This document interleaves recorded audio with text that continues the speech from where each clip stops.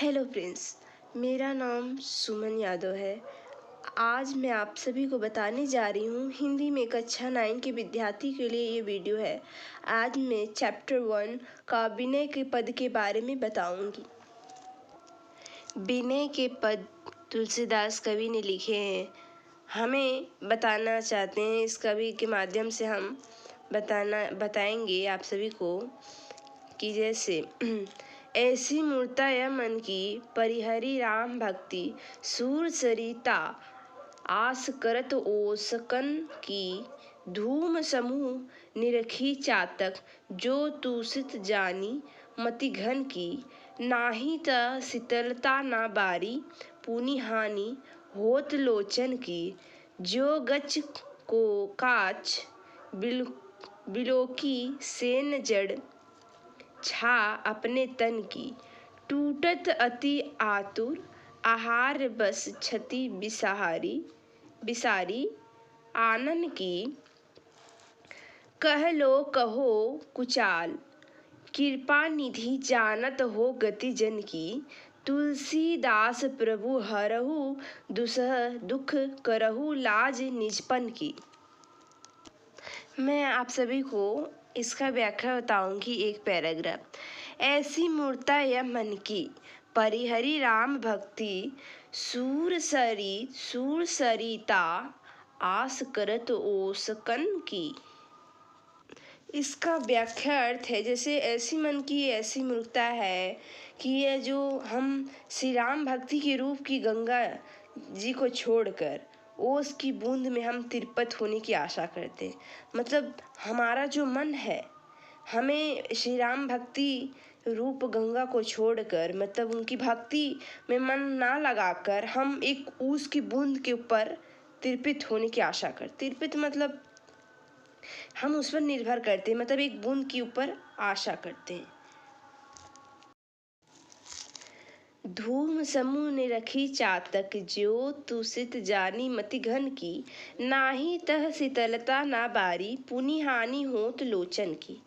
मतलब तुलसीदास कवि जी विनय के पद से कहना चाह रहे हैं, विनय के पद तुलसीदास कहना चाहते हैं कि जैसे एक प्यासा पपीहा, मतलब एक पपीहा पंछी का नाम है जो एक धुएं का गोट देखकर उस बादल समझ लेता है, परंतु वह ना तो उसे शीतलता मिलती है और ना तो उसे पानी मिलता है और ना ही धुएं से उसका जो धुआं होता है, धुएं से उसकी आंखें और फूट जाती है।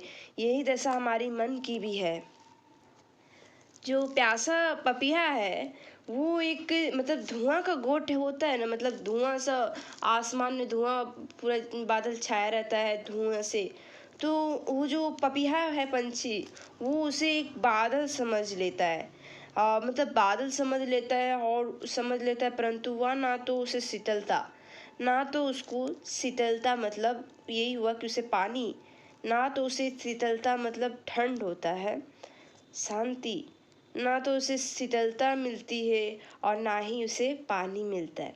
और जो वो धुआं की गोट होता है, मतलब धुएं से जो घिरे होते हैं आसमान में, उसकी वजह से जो पपीहा है उसकी आंखें और फूट जाती है। इसी तरह हमारे दशा मन की भी है, हमारा जो दशा होता है हमारे मन की भी इसी तरह होती है।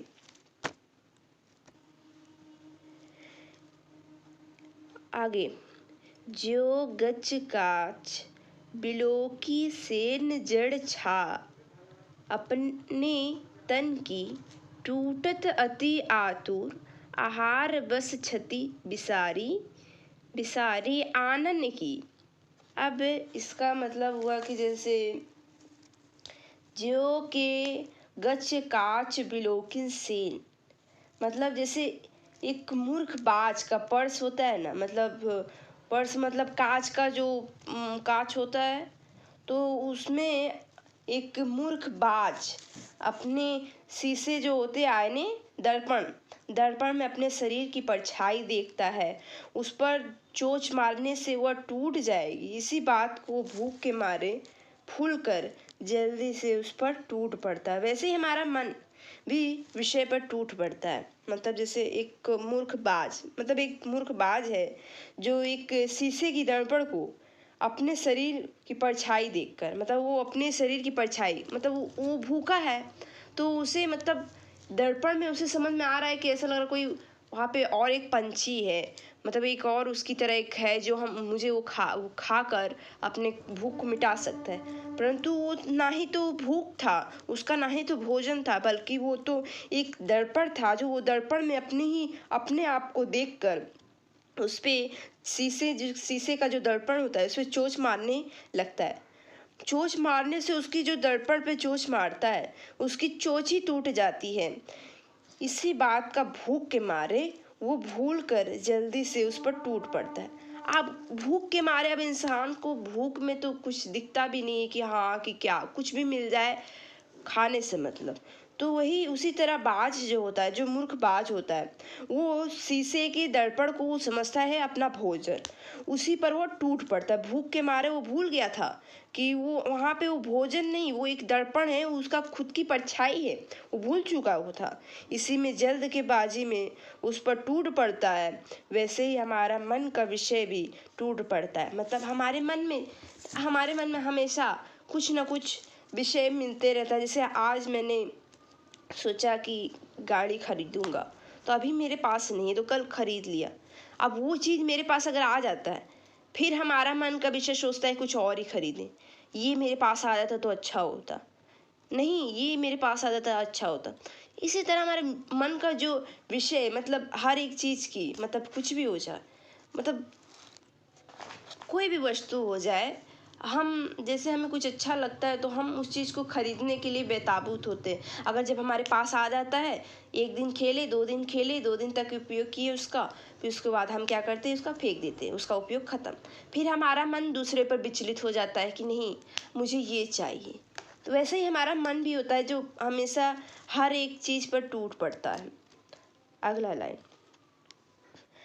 कह लो कहो कुचाल, कृपा निधि जानत हो, गति जन की तुलसीदास प्रभु, हरहु दुसहु दुख, करहु लाज निचपन की। मतलब तुलसी जी कह रहे हैं कि नी पूर्वक कहते हैं कि वो प्रभु आप तो सर्वज्ञाता है, मन की गति आपसे छिपी नहीं है, आप इसकी कुचल की को अच्छी तरह जानते हैं कि मन की मूर्खता पर ध्यान ना देकर हमारे दुखों को दूर कीजिए। शरण ज्ञातव की रक्षा ही आपकी शरण में हूँ, अतः अपने प्राण की रक्षा करते हुए हुए मुझे भवसागर से पार कीजिए। इसका मतलब हमें, मतलब तुलसी जी बता रहे हैं अपने सर्वज्ञाता, मतलब अपने राम जी को, राम भक्ति वो करते हैं, वो हमें बताना चाह रहे हैं कि तुलसी जी विनय पूर्वक कहते हैं कि प्रभु, मतलब वो अपने भगवान से कह रहे हैं, राम जी से कह रहे हैं अपने भक्ति, मतलब वो लिखे हैं, बताना चाहते हैं कि जैसे प्रभु आपसे तो मेरी मन की बात कभी छिपी नहीं, आप इसकी कुचल की अच्छी तरह जानते, मतलब इसके बारे में आपको पूरी अच्छी तरह से पता है कि मन की मूर्खता पर ध्यान ना देकर हमारे दुखों को दूर कीजिए। अब हम मूर्खता, मतलब हमारे मन की जो मूर्खता है उस पर ना ध्यान दीजिए भगवान, बल्कि हमारे दुखों को दूर कीजिए। सर्वज्ञाता की रक्षा कीजिए, आप हमारे सर्वज्ञाता की रक्षा कीजिए। आपका मैं ही शरण हूँ, मैं ही आपके शरण में हूँ, मैं आपके अपने प्राणों की रक्षा करते हुए मुझे भव सागर में पार कीजिए, और मुझे आप अपने प्राण की रक्षा करते हुए मेरे अपने प्राणों की रक्षा करते हुए मुझे भव सागर, मतलब हम भक्ति में, इस भक्ति से मुझे पार कीजिए, मुझे आगे बढ़ाइए, मुझे भक्ति में लीन हमेशा होना है।